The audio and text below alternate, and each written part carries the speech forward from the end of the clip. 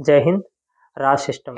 आज अपन RAAS system के बारे में पढ़ेंगे कि फंक्शन क्या है और मैकेनिज्म ऑफ एक्शन क्या है, क्या क्या बॉडी के अंदर इसके फंक्शन है।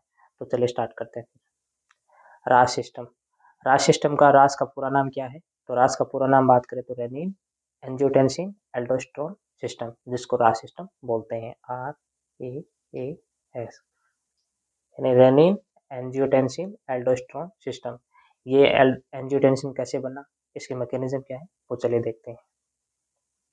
बात करते हैं इसकी फर्स्ट अपॉन फंक्शंस की।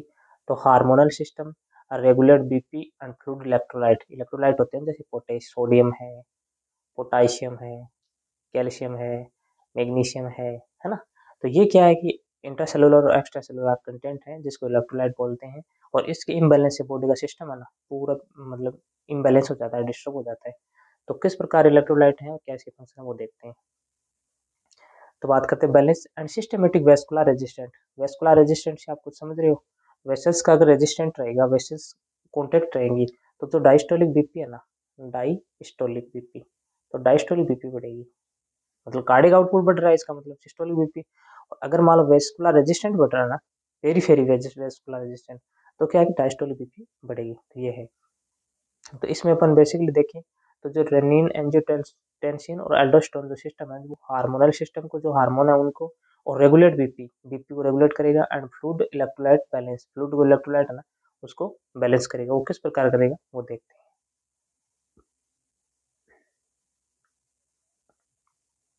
ये देखो, देखो ये किडनी से रेनिन निकलेगा, रेनिन निकलेगा, फिर वो जाएगा कहाँ पे, वो जाएगा लीवर पे, जहाँ पे लीवर पे जाके एंजियोटेंसिन नोजन बनाएगा, जहाँ से फिर एंजियोटेंसिन फर्स्ट बनेगा। ये एंजियोटेंसिन फर्स्ट है ना, ये लंग्स में जाएगा और जाके ACE से कन्वर्ट होगा। एंजियोटेंसिन कन्वर्टिंग एंजाइम ACE होता है यहाँ पे, वहाँ से कन्वर्ट हो गए, फर्स्ट से सेकंड बनेगा AG सेकंड। और ये जो सेकंड है ना वो मतलब शॉर्ट टाइम के लिए होता है, शॉर्ट लाइफ होती है 1 से 2 मिनट की। तो ये फिर थर्ड में कन्वर्ट होगा, AG थर्ड। फिर AG थर्ड का जो फंक्शन है ना वो देखते हैं। जहाँ से देखो, किडनी से ये सोडियम का रिजॉर्प्शन कराएगा, और जो पोटेशियम है ना, जो इंटरसेलुलर फ्लूइड होता है, एक इलेक्ट्रोलाइट होता है, उसका एक्सक्रीशन करवाएगा, मतलब बाहर निकालेगा। क्यों क्यों बाहर निकालेगा? क्योंकि उनका बैलेंस करना जरूरी है, सोडियम और पोटेशियम का। अगर इम्बैलेंस होगा तो फिर बॉडी का जो सिस्टम है ना वो डिस्टर्ब हो जाएगा। तो इस प्रकार पोटेशियम को एक्सक्रीट करवाएगा, सोडियम को रिजॉर्प्शन करेगा। रिजॉर्प्शन मतलब वापस रीअब्जॉर्बेशन करेगा उसका। तो क्या है कि पोटेशियम सोडियम को बनाए रखेगा, क्योंकि जो एल्डोस्टेरोन है ना वो सिस्टम उस पर उसको काम करता है, जिससे फिर बीपी बढ़ेगी। ठीक है। और फ्लूइड का भी वो करेगा, फ्लूइड को वापस कलेक्शन करेगा, जिससे क्या है कि बॉडी के अंदर मतलब बीपी इंक्रीज हो गई। तो इस प्रकार इसका फंक्शन है, इस प्रकार है। ठीक है।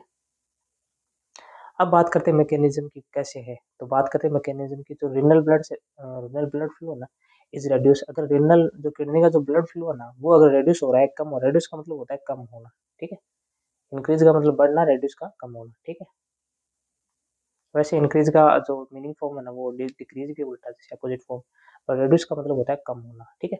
तो रेड्यूस देन जेजी सेल का मतलब क्या होता है? जस्टा ग्लोमेरुलार, जस्टा जस्टा ग्लोमेरुलार ग्लोमेरुलार सेल्स होती हैं किडनी पे। ठीक है। तो जस्टा ग्लोमेरुलार जो जेजी सेल है ना, जेजी सेल है ना, तो वो किडनीज पे होती है। वो क्या करेगी? Convert the precursors of prorenin. Renin का जो प्रिस्कर फॉर्म है कौन सा है? वो है प्रोरेनिन। ठीक है। Prorenin already present in kidney, मतलब ये पहले से किडनी के अंदर प्रेजेंट होता है, जिसको बोलते हैं प्रोरेनिन। और ये प्रिस्कर है, किसका प्रिस्कर है? ये रेनिन का इनटू द रेनिन का प्रिस्कर, रेनिन को बनाएगा। तो रेनिन का प्रिस्कर है into the renin and secrete is directly into the circulation. जो अपना सर्कुलेशन होता है ना ब्लड का, उसमें डायरेक्टली सर्कुलेट कर देता है, क्योंकि ये जो प्रिस्कर किसका है? प्रोरेनिन का। प्रोरेनिन में प्रिस्कर से रेनिन बनाएगा, और रेनिन को डायरेक्टली जो सर्कुलेशन है ना सिस्टमेटिक सर्कुलेशन, उसमें मतलब ये डायरेक्टली मतलब सीक्रेट कर देगा, वहां छोड़ देगा ना। तो plasma renin that carries out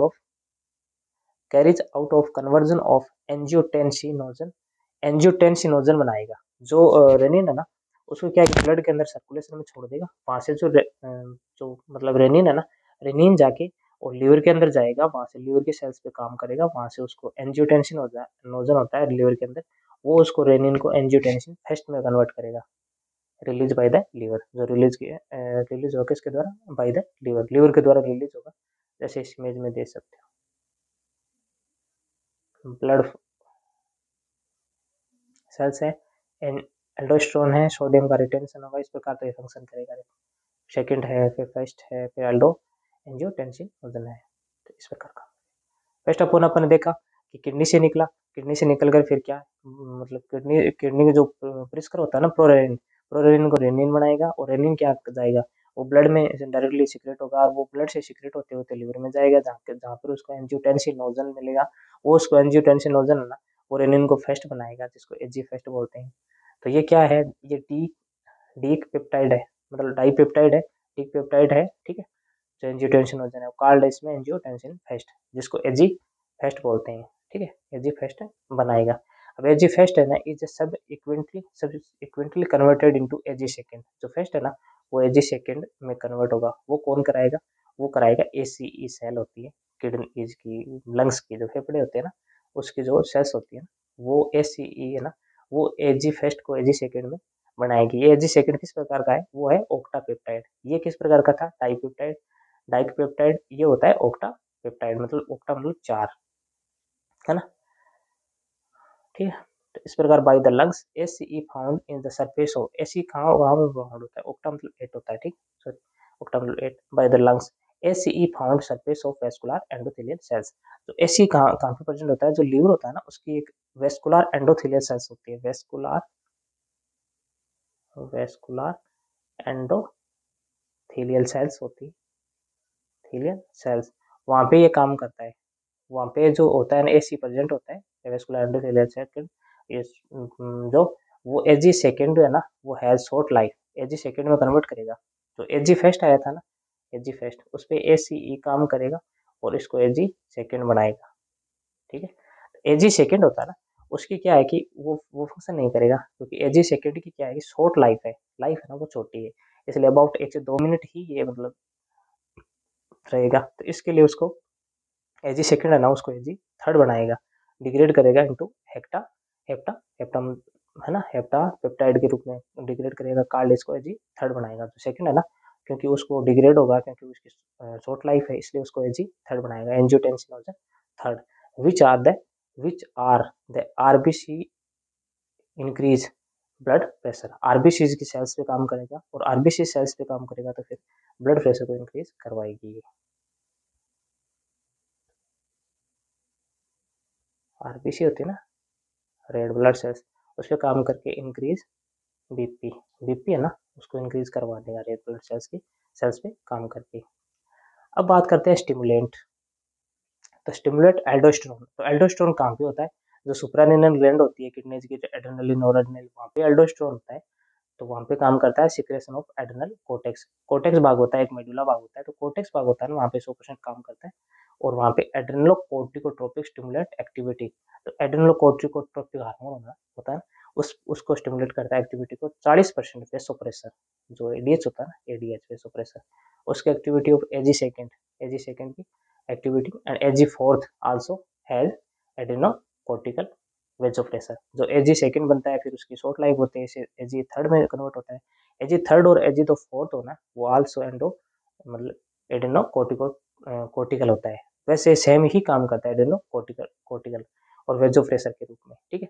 active second, जो एजी सेकंड होता है पोटेंट वेजोकॉन्स्ट्रिक्शन, वेजोकॉन्स्ट्रिक्शन का मतलब जो ब्लड वेसल्स है ना उसको कॉन्स्ट्रिक्ट करेगा, मतलब पतला करेगा। अब ब्लड वेसल्स को अगर पतला करेगा, कॉन्स्ट्रिक्ट करेगा, है ना, तो उसका जो प्रेशर है ना ब्लड का, वो प्रेशर ज्यादा बढ़ जाएगा, तभी तो कहते हैं ना अपन वेजोकॉन्स्ट्रिक्शन देते हैं। अब जैसे ये देखो, ये ये ब्लड वेसल्स है, अगर इसको अपन कॉन्स्ट्रिक्ट करके इतना कर देना तो ये प्रेशर है ना ये इंक्रीज हो जाएगा, तो ये प्रेशर ही बीपी है, प्रेशर बोलते हैं ना अपन ब्लड प्रेशर, ब्लड के द्वारा ब्लड वेसल्स के वाल पे जो लगाया गया, उसकी दीवार उस पर लगाया गया जो प्रेशर है वो ब्लड प्रेशर है।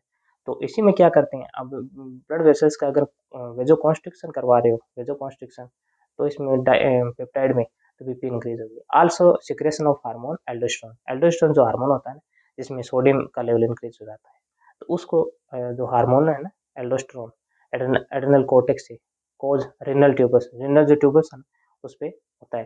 तो इसमें सोडियम का क्या करेगा, रिजॉर्प्शन, सोडियम को तो रिजॉर्ब करेगा, और एक्सक्रीशन ऑफ पोटेशियम, पोटेशियम होता है ना पोटेशियम, उसका तो एक्सक्रीट करवा देगा यानी बाहर निकाल देगा, और सोडियम को इनसाइड ले लेगा यानी रिजॉर्प्शन कर लेगा। अब सोडियम का रिजॉर्प्शन होगा तो सोडियम क्या है, सोडियम एक वैसे एक्स्ट्रा सेलुलर फ्लूइड है, मतलब इलेक्ट्रोलाइट है ना, सेल के आउटसाइड में होता है, और ये पोटेशियम इंट्रासेलुलर है यानी बैग ऑफ सेल बोलते हैं पोटेशियम। तो इस प्रकार के सोडियम का तो रिजॉर्प्शन करेगा, तो सोडियम जो चैनल बने वहाँ पे सोडियम ज़्यादा मात्रा में जाएगा, कॉन्ट्रेक्शन करेगा, ठीक है, तो इस प्रकार काम करेगा। और पोटेशियम है वो इंट्रासेलुलर है, तो इस प्रकार जो पोटेशियम है ना उसका एक्सक्रीट करवा देगा। क्यों करवा देगा, क्योंकि इनका बैलेंस करना है। पोटेशियम सोडियम एंड पोटेशियम का जो बैलेंस है ना वो बढ़ाने के लिए इसको तो एक्सक्रीट करवाता है, कम करवाता है, और इसको इंक्रीज करवाता है। इस प्रकार इनका बैलेंस रखने के लिए काम होता है, ठीक। अब बात करते हैं मेंटेन इलेक्ट्रोलाइट। जो इलेक्ट्रोलाइट है ना उसको मेंटेन करना पड़ता है। Electrolyte maintain balance increase extra cellular fluid in the increase BP. जो एक्स्ट्रा सेलुलर फ्लूइड है ना, extra cellular fluid, cellular fluid, अब ये फ्लूइड इंक्रीज होगा ना, फ्लूइड इंक्रीज होता है क्या कि बीपी इंक्रीज होगी, बीपी इंक्रीज क्योंकि जो फ्लूइड है ना वो इंक्रीज कर रहे हो ऊपर एक्स्ट्रा सेलुलर फ्लूइड। अब बीपी क्या है, जैसे अब बात करें बीपी, तो बीपी किस पे डिपेंड करेगा, वॉल्यूम पे, है ना। एक हाइपोवोलेमिक शॉक बोलते हैं ना, उसमें बीपी कम हो जाती है ना, बीपी कम, पल्स रेट ज़्यादा। पल्स रेट क्या है, हार्ट रेट होती है, हार्ट रेट तो हार्ट बीट तो करेगा वो, पर उसके बाद अंदर फ्लूइड नहीं है, तो फ्लूइड नहीं होने की वजह से वो शॉक की कंडीशन में चला जाएगा। तो इस प्रकार अगर इस कंडीशन में अपन देख रहे हैं, जैसे मान लो इलेक्ट्रोलाइट इम्बैलेंस होगा ना, तो फ्लूइड है ना, फ्लूइड है ना वो इंक्रीज होगा, और जाहिर सी बात अगर फ्लूइड इंक्रीज हो रहा है तो बीपी 100% बढ़ेगी, फ्लूइड इंक्रीज होते ही बीपी बढ़ेगी, ठीक है। तो इस प्रकार इसमें क्या है कि फ्लूइड का जो इलेक्ट्रोलाइट बैलेंस है ना, फ्लूइड है ना उसको बैलेंस करने की काम करेगा, इलेक्ट्रोलाइट को बैलेंस करने का काम करेगा, और एक्स्ट्रा सेलुलर जो फ्लूइड है ना वो इंक्रीज होगा, और एक्स्ट्रा सेलुलर फ्लूइड इंक्रीज होगा तो बीपी इंक्रीज होगी। तो इस प्रकार अपन ने आज के टॉपिक में जाना कि राज सिस्टम क्या है, राज सिस्टम क्या है, RAAS system aldosterone, angiotensin, aldosterone system. किस प्रकार होता है, ये रेनिन बनता है किडनी से, रेनिन किडनी से बनता है, और किडनी से जाके ब्लड में सर्कुलेशन जाता है, जहाँ से फिर ये लीवर में जाता है, जहाँ पे एंजियोटेंसिन नोजन नोजन होता है, जो इसको रेनिन को एंजियोटेंसिन फेस्ट बनाता है, एजी फेस्ट बनाता है, और ये एजी फेस्ट फिर मतलब सर्कुलेशन के थ्रू लंग्स में जाता है, जहाँ पे लंग्स के जो वेस्कुलर एंडोथेलियल सेल्स होते हैं ना, वेस्कुलर वेस्कुलर एंडोथेलियल सेल्स, वहाँ पे फिर इसको क्या करता है, एजी फर्स्ट जो होता है ना उसको सेकेंड में कन्वर्ट करता है। क्यों, क्योंकि एसी काम करता है, एंजियोटेंसिन कन्वर्टिंग एंजाइम, इसको कन्वर्ट कर देता है, बदल देता है फर्स्ट से सेकेंड में। अब सेकेंड बनेगा ना, तो सेकेंड की शॉर्ट लाइफ होती है 1 से 2 मिनट की, तब ये थर्ड में बदलेगा, और थर्ड फिर क्या करेगा, वेजोकॉन्स्ट्रिक्शन करेगा, ब्लड सोडियम का रिजॉर्प्शन करेगा एल्डोस्टेरोन को वर्क करके। तो बीपी मतलब अगर मोस्ट कॉमनली कहे ना तो बीपी ही बढ़ाएगा। फिर इसमें ड्रग्स भी आते हैं, एंजियोटेंसिन रिसेप्टर ब्लॉकर, एजी ब्लॉकर, है ना। तो इस प्रकार अलग अलग इसमें ड्रग्स भी काम करेंगे। तो ये अब आज का अपन का टॉपिक था कि एजी क्या है, राज सिस्टम क्या है, रेनिन एंजियोटेंसिन एल्डोस्टेरोन सिस्टम। तो इस प्रकार अपने राज सिस्टम पढ़ा, इसके मैकेनिज्म क्या है, लंग से क्या निकलता है, लीवर पे क्या बनता है, फिर इसका फंक्शन क्या है, सोडियम को रिजॉर्प्शन करेगा, फ्लूइड इलेक्ट्रोलाइट को बढ़ेगा, वेजो प्रेशर करेगा, वेजो कॉन्स्ट्रिक्शन करेगा। तो इस प्रकार राज सिस्टम का फंक्शन मैंने बताया। और बॉडी के अंदर बहुत ही मोस्ट इंपॉर्टेंट सिस्टम है ना।